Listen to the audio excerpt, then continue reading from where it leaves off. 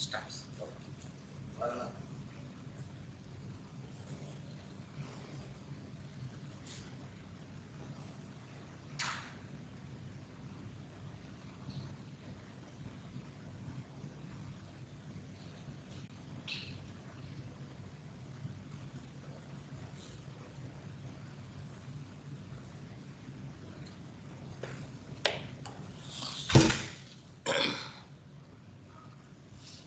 Hello, good afternoon, everybody. My name is Dr. Walvekar from Biochemistry Department.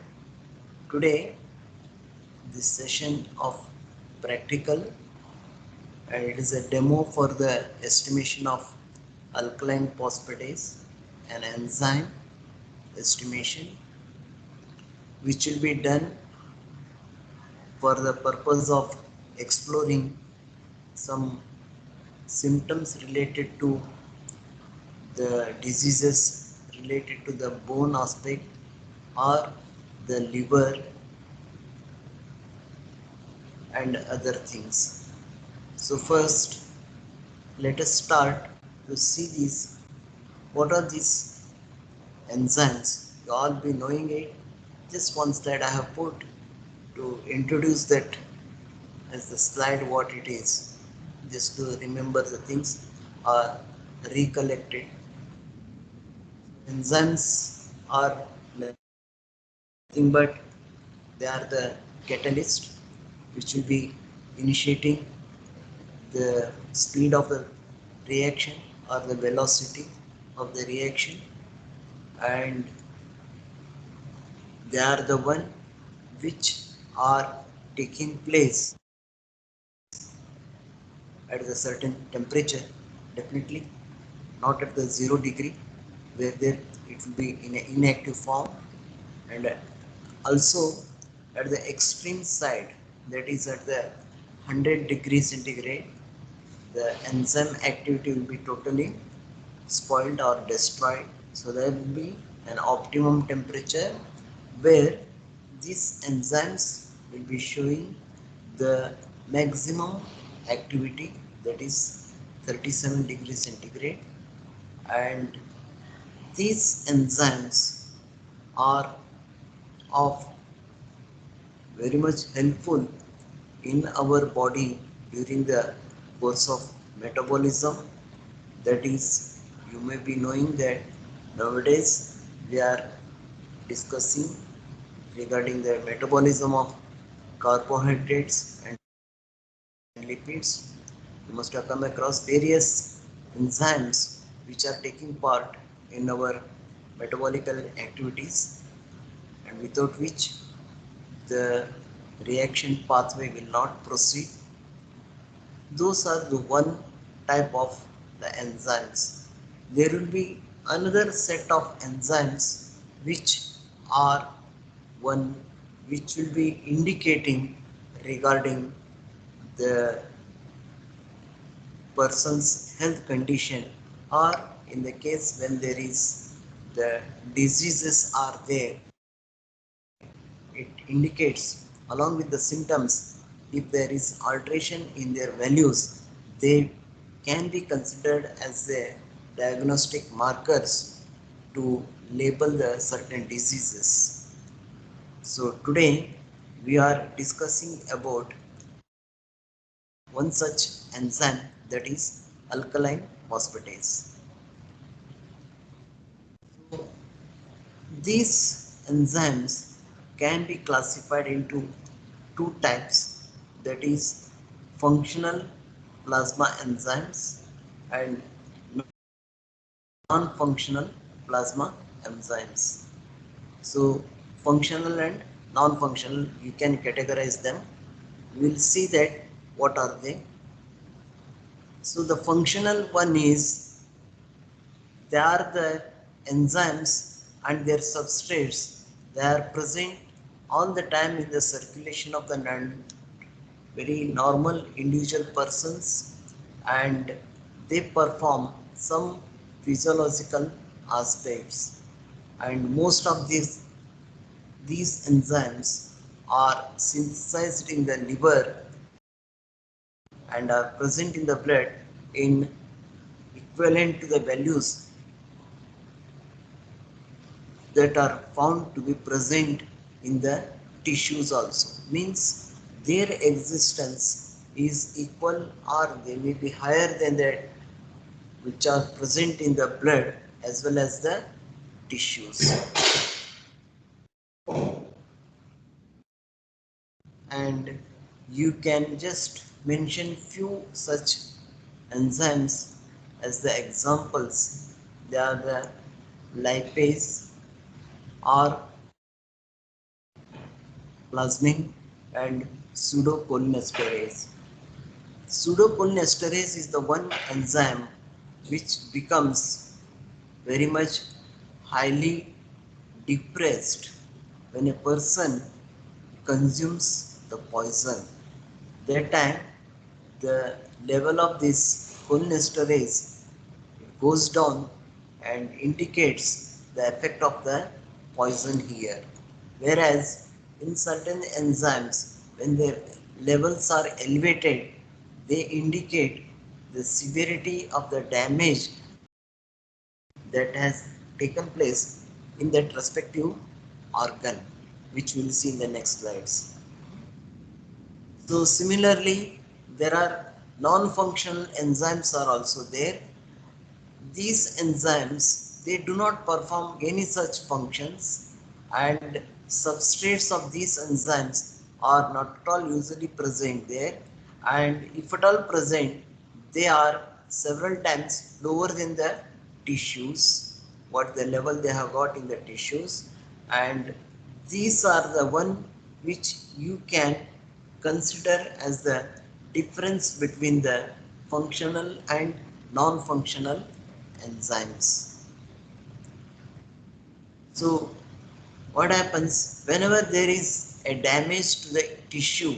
It means, suppose if liver inflammation is there, liver dysfunction is there, then there will be release of certain related enzymes in the bloodstream, and when you estimate those enzymes, they indicate the degree of severity of the disease. For example, if you measure SGPT or ALT, alanine transferase, or the alanine transferase, if you do, it may indicate the damage that has occurred in the liver. Similarly, LDH, SGOT, CPKMB, that is one isoenzyme of the CPK.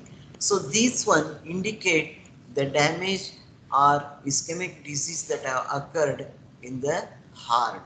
Like that, these will be the some sort of aiding. They will aid the clinician to confirm his diagnosis. So another thing is that it also depends upon how many days it takes for the clearance, or they are coming to the normal level. It will be determined by continuous monitoring of estimation of these enzymes. So parallelly, these enzymes will be helping a clinician to judge the diagnosis and to treat the patients properly, and also it indicates the prognosis of the diseases also, which all we learn under the clinical enzymology. So concentration of enzymes in the cells are relative then in the plasma. So whatever the amount of these enzymes will be there in the cells, within the cells, they will be more concentrated. That's why when there is a damage, there will be a rupture of these cells, and the more amount of these enzymes will be spreaded out, and this indicates the high concentration of these enzymes, and that can be measured. Cellular damage is the one which is resulting from the disease or the trauma. So the cellular damage is the one through which the enzymes they break up and they come out, they burst like anything, and they come into the plasma, which plasma you are going to take for the measurement. And another thing, the other aspect in which they get increased, that is the one which is they may be the induction of the disease or the drugs. If someone has taken the drugs, or there will be always the side effect of the drugs will be there. Apart from the disease, the involvement of the drug effect also should be considered when one clinician judge about the condition of the patient related to the any one disease. Now, coming to the aspect of alkaline phosphatase. So, alkaline phosphatase, these are the enzymes which catalyze the hydrolytic removal of phosphoric acid from the phosphoric esters like glycerophosphate or phenyl phosphate. These are the one which are coming under this class of hydrolysis, removal of the phosphoric acid one. So, it is a membrane bound enzyme and it is mainly found in the intestine, bone, placenta and liver. And alkaline phosphatase, as the name suggests that alkaline phosphatase, it is the one which works with the pH at about 10. That's why the buffer that is used when this test is done, its pH is fixed at the 10.4. Similarly, the one enzyme test that was used to be done in the earlier days, that was the acid phosphatase. As this name suggests, acid phosphatase, it's the one which it was working at the pH level of 5 to 6, and this was used to measure or to evaluate the prostate enlargement or prostate cancers were there. That time they used to check with this one with this enzyme, that is acid phosphatase. This acid phosphatase nowadays nobody uses it.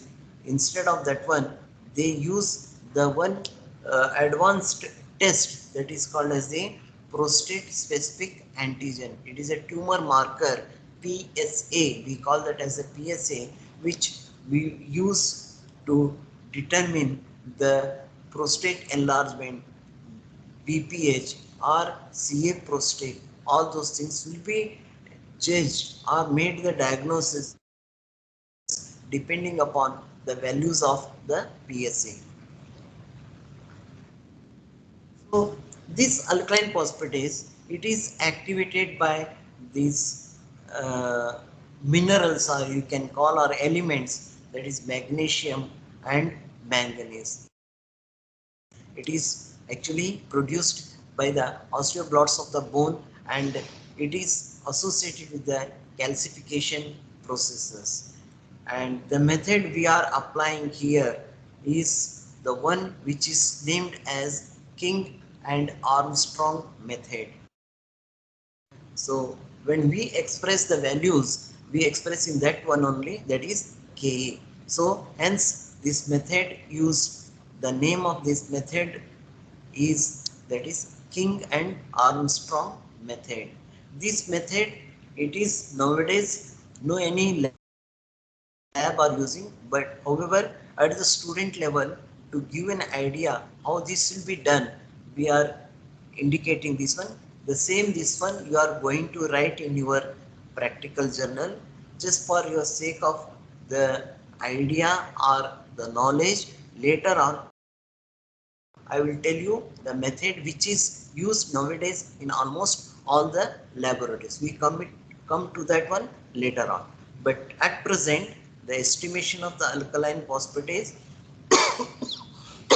it is done by the method called as King and Armstrong method. So the procedure is this way. First we'll see the principle. So it is the one which acts on disodium phenyl phosphatase at the pH around 10 to form the phenol and phosphate radical. The phenol form that reacts with the 4-amino antipyrine in the presence of alkaline oxidizing agent potassium ferricyanide, and it gives the purple color. So this purple color will be measured at the 510 nanometer, means the amount of phenol formed, it will be indicating the intensity of the color it is developed in a measurement of the activity. So the methodology will be like this. Prior to that, the reagents which are used in this test are, one is the buffer, it is consisting of sodium carbonate and sodium bicarbonate, and its pH will be fixed at the 10, and it will be having one substrate, that is disodium vinyl phosphate, that will be the substrate which will be acting upon the enzyme in the presence of the buffer of the sodium carbonate and sodium bicarbonate, which pH is fixed at the 10. And to provide more of the alkali medium, we are using 0.5 normal of sodium hydroxide and zero point 0.5 normal of the sodium bicarbonate, and it will be having also these enzymatic one, that is 4-amino antipyrine and potassium ferricyanide. And apart from that one, to calibrate the test, we are using the phenol standard. So these are the list, this is the list of the reagents that we are using here. We are taking the 4 test tubes, that is, one will be the one which is for the standard and the blank here. So 2 tests are there, one is blank and standard, another one is to the test a control. Control means it will be exactly as the blank only it will be. So the buffer is the one of sodium carbonate and sodium bicarbonate. You are adding 1 ml each test tube, and then substrate you are adding here only in the test and the control, and then mix them properly, incubate it at the 37 degree for 3 minutes, and then the serum sample you are adding just 0.1 ml, it means 100 microliter you are adding in the test, and the standard of the phenol one, it will be added just 100 microliter in the standard test tube, then incubate for exactly 13 minutes, and then 0.8 ml of the sodium hydroxide and sodium bicarbonate about of the 1.2 ml in all the test tubes, mix them thoroughly, and then 1 ml of this 4-amino antipyrine 1 ml and potassium ferricyanide 1 ml. So after adding all these things, so you are getting the development of the color. So that color should be red at the 500 nanometer, 510 nanometer. You have to take the OD. So usual calculation formula will be there, that is OD of the test by OD of standard multiplied by concentration of the standard and divided by the effective volume of the sample, and then whole of this one is multiplied by the 100. So this will be expressed in the terms of the units called as the Ka units, that is King Armstrong units, like this one. So the pink color that will be formed, that should be measured at the 510 against the distilled water, that is the blank, and taking the absorbance or the OD of the test standard you have to take and do the calculation. So this will be the method how you will process for the estimation of the alkaline phosphatase. And the normal value when you are expressing in the Ka units, then that will be between 3 to 13 Ka units, this will be there. Or when the actually nowadays they are using the international units per liter, this is modified one. And next on slides I will be telling you about the kinetic method we use for the estimation of alkaline phosphatase.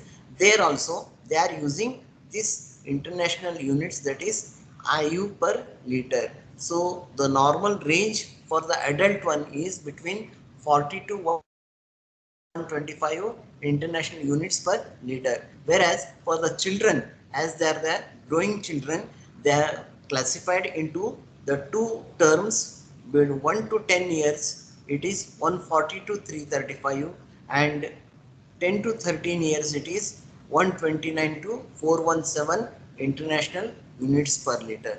Like this one is the one which, this one from this onwards I am telling you, alkaline phosphatase. See, from this slide onwards, the this slide, and you may add these isoenzymes. So this one should be recorded in the record book or journal of your practical for the biochemistry. Now coming to the isoenzymes of the alkaline phosphatase, the way LDH, CPK total have got the isoenzymes, alkaline phosphatase also have got the isoenzymes. Those names are alpha A, alpha 1 ALP, alpha 2 ALP, and third one is alpha 2 heat stable ALP, Reagan isoenzyme. So these and pre beta ALP, gamma ALP, these are the isoenzymes of the alkaline phosphatase. These are the one isoenzymes which are totally the organ specific one. So we can see that one, when these values are elevated, they will be very well indicating the existence of the disease related to the that organ. So we'll see just the which are those types of those isoenzymes. First one is alpha 1 ALP. It is synthesized by the epithelial cells of biliary canaliculum, and it is about 10% of the total activity, and it is increased in the obstructive jaundice. So when, how you can classify that obstructive jaundice? Obstructive jaundice you are classifying by seeing the values of bilirubin value, that is the values of the bilirubin are just divided into three things. One is the total bilirubin, conjugated bilirubin, and unconjugated bilirubin. In the obstructive jaundice, the total bilirubin and the conjugated bilirubin, they will be highly elevated one, whereas unconjugated will be very low. So that will be called as the obstructive jaundice. Whereas in the hemolytic jaundice, total bilirubin and unconjugated bilirubin both will be elevated, whereas unconjugated bilirubin will be very low. So total, conjugated, and unconjugated. So conjugated bilirubin will be very low in the hemolytic anemia. When it is viral hepatitis or the hepatic one, there will be the conjugated and unconjugated will be nearly same to each other or near to the each other. So this way we classify the jaundice into the three terms. In when you are doubting, then it is a case of obstructive jaundice. When if you estimate this alpha 1 ALP, then it will support your confirmation of the disease or diagnosis. And another one is alpha 2, that is heat label isoenzyme. It is stable at 56 degree. It is 56. It is temperature is 56 degree temperature, and it loses activity when it is kept at the 65 degrees centigrade for the 30 minutes. So what happens, when the sample is kept at the these temperatures, this total activity of this ALP alpha 2 ALP will be destroyed, and then whatever the value you will be getting of the alkaline phosphatase phosphatase only. So it is the one which indicates the presence of alpha 2. This is one which is related to the liver, or it is produced by the hepatic cells. So this liver isoenzyme forms about the 25% of the total ALP. So when you estimate this isoenzyme, this indicates the presence of some disease related to the hepatic cells. And coming to this another one, that is alpha 2 heat stable. It will not be destroyed even at the 65 degrees centigrade, and it will be one which is having the originality at the placenta. So in the normal pregnant ladies, it will be found to be present. If it is found to be in an abnormal one, it indicates some disease related to the pregnancy only. So estimation of this alpha 2 heat stable ALP will be helpful in making the diagnosis related to the pregnancy. And then another one is the one isoenzyme that is called as the Reagan isoenzyme. This one is closely resembling the placental form, and it is the one which is found mostly in the carcinoma of the lung, liver, and named gut. So in this carcinoma, means cancer of lung, liver, and gut, in those conditions they estimate this Reagan isoenzyme. Here, prior to the estimation of the alkaline phosphatase, they pre-incubate the sample at 56 degrees centigrade, and then when they do that one, it gives the values of Reagan isoenzyme. So this will be helpful in making the identification of carcinoma of the lung, liver, and the gut. And pre-beta ILP, it is the one which is more related to the bone one, and it will be found to be elevated in the bone diseases. And another one, that is gamma ALP. It is inhibited by phenylalanine and originates from the intestinal cells. So it is increased in the some ulcerate conditions of the intestine, and 10% of the plasma ALP are of the intestinal origin. And this will be helpful for the estimation of the leukocytes uh, of the cancerous persons, and in this one it will be helping to make the identification of the diseases. So these are the certain isoenzymes which are very much particular of certain organs, and they can be estimated, and the diagnosis can be done very easily. And the three type of classifications can be made based on the levels of the ALP. When the conditions they are associated with the just slightly or moderate values raised in the ALP levels, they indicate the hepatic disease like the infective hepatitis, alcoholic hepatitis, hepatocellular carcinoma. But when the values are accompanied with the high values, they will be indicative of the jaundice caused by the gallstone, or bile duct increase or raised by the carcinoma of the head of the pancreas, and viral hepatitis. And the drugs like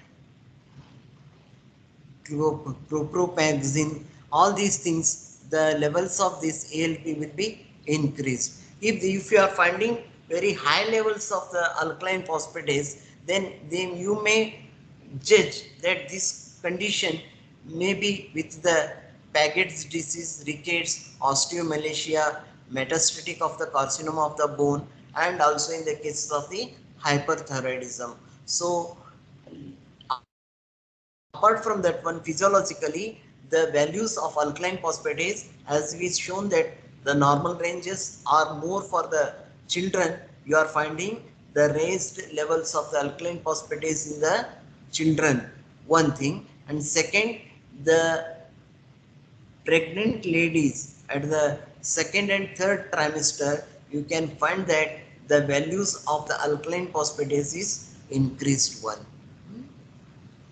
So what is the Paget disease? It is the one which is related to the bone, means it is a very chronic disease of the bone of the skeleton. In the healthy bone, a process called remodeling, it removes the old pieces of the bone and replaces them with the fresh one. In the Paget diseases, it happens that this will shift the process out of the balance, and there will be the new bone formation will be there, which will be having a abnormal shape, and it will be very weak, and it will be brittle, and fragilization will take place very easily, and that condition can be diagnosed as the Paget's disease. In this one, the values of the alkaline phosphatase will be severely high, and this Paget disease is often found with the mostly the elderly people. Now coming to, this is regarding the estimation of the alkaline phosphatase by the King and Armstrong method, which is done, which was done in the earlier days, but nowadays that has been replaced in almost all the laboratories by the kinetic method, because by the kinetic method the values can be very sensational one, and also very high values also can be obtained, and precisity will be more specific in this method involved with the kinetic one. Kinetic means it is literally an enzymatic method one. So first, this name of the method is, that is para-nitrophenyl phosphatase, the PNPP kinetic method. You are no need to write this one in your record. Just for your knowledge, I am informing it. The kinetic method for the estimation of ALP, that is called as the para-nitrile phenyl phosphate kinetic method.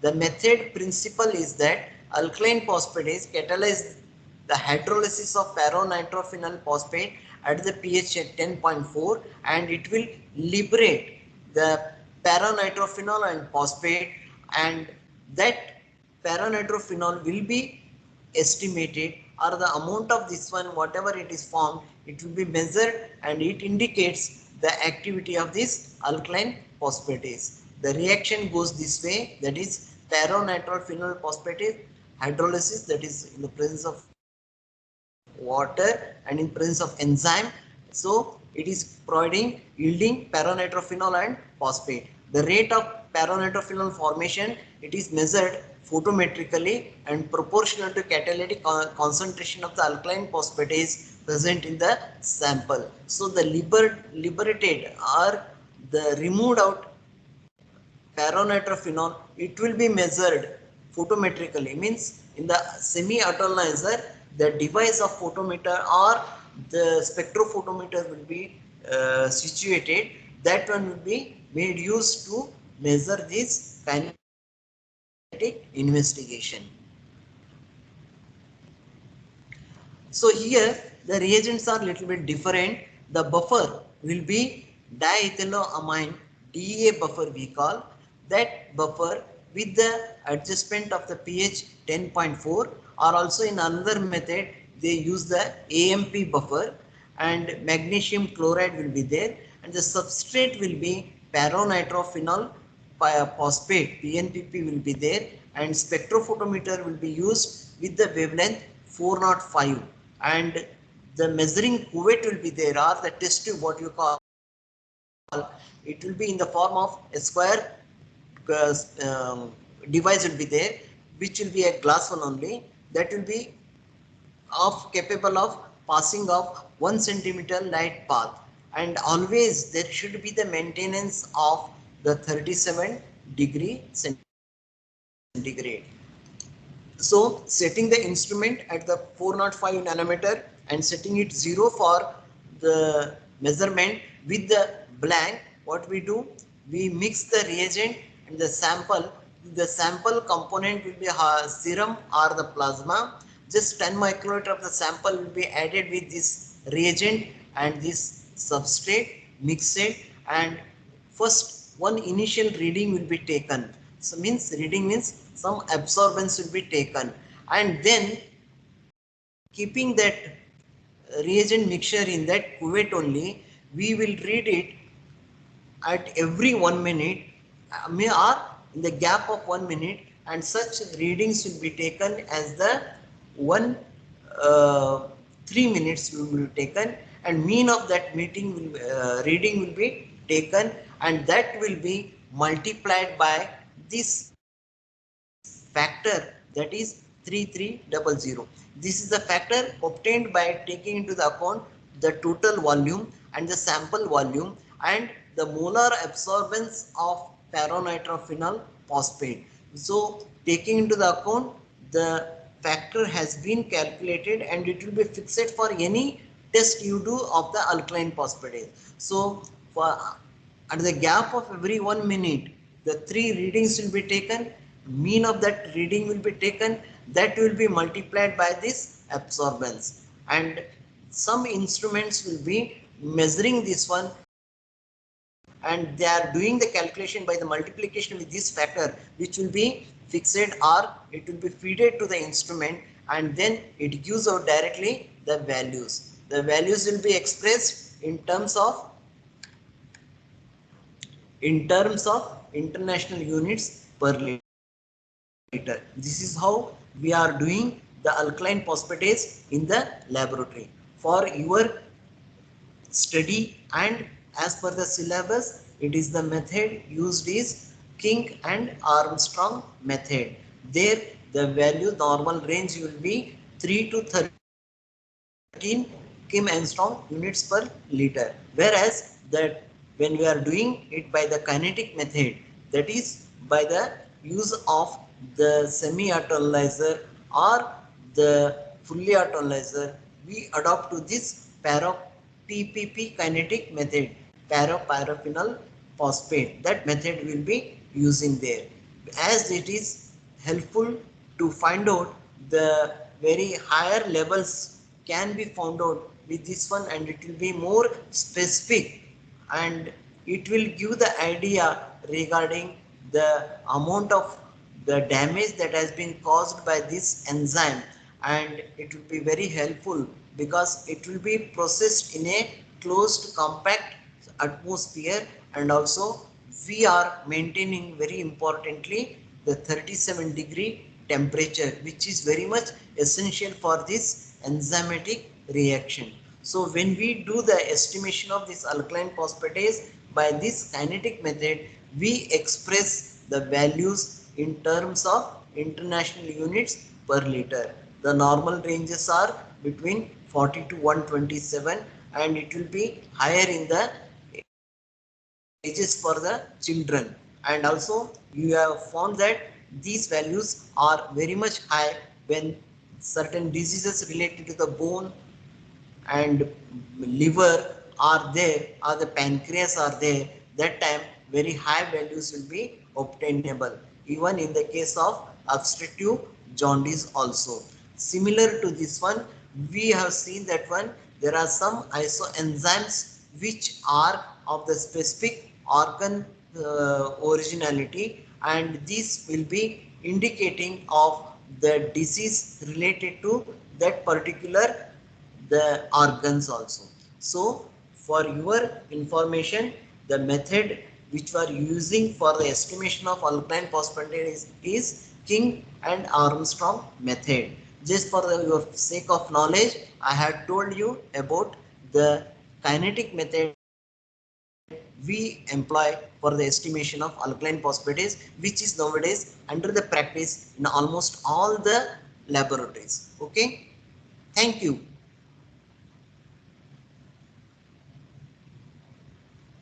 Thank you, sir. Thank you, sir. Thank you. Thank you, sir.